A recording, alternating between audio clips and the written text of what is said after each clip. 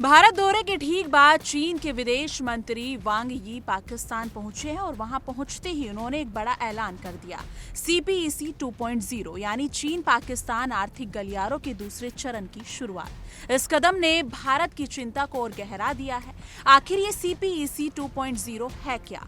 क्यों ये भारत के लिए खतरे की घंटी है? और चीन पाकिस्तान की ये बढ़ती नजदीकियां आने वाले वक्त में क्या संकेत देती हैं? आज हम इसी पर बात करेंगे।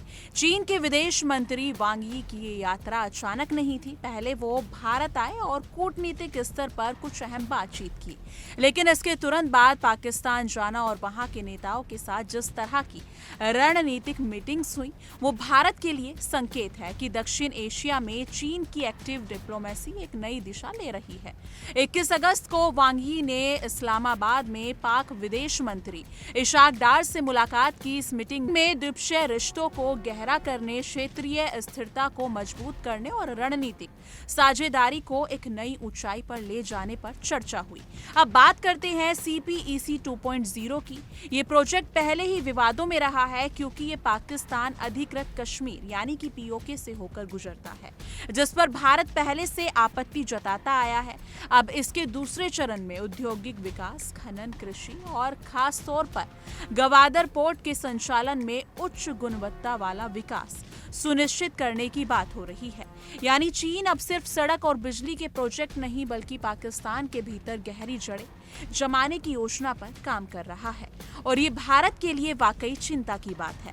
सिर्फ आर्थिक नहीं, सुरक्षा और आतंकवाद के मुद्दे पर भी चीन और पाकिस्तान की बातचीत गहरी होती जा रही है। वांग यी ने पाकिस्तान की आतंकवाद के खिलाफ लड़ाई की सराहना की और सुरक्षा सहयोग बढ़ाने की बात कही।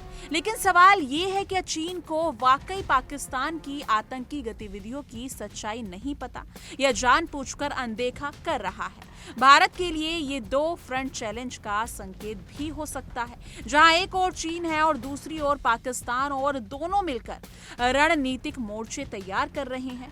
इस मीटिंग में अफगानिस्तान का मुद्दा भी उठाया गया। पाकिस्तान ने बताया कि चीन ने अफगान शांति प्रक्रिया में मध्यस्थ की भूमिका निभाई और हाल ही में एक द्विपक्षीय बैठक भी हुई जिसमें पाकिस्तान, चीन और अफगानिस्तान शामिल थे। इसका मतलब साफ है, चीन सिर्फ आर्थिक ताकत बनकर नहीं बल्कि क्षेत्रीय राजनीति में निर्णायक भूमिका निभाने की कोशिश कर रहा है और इसमें पाकिस्तान उसका सबसे बड़ा मोहरा बन रहा है।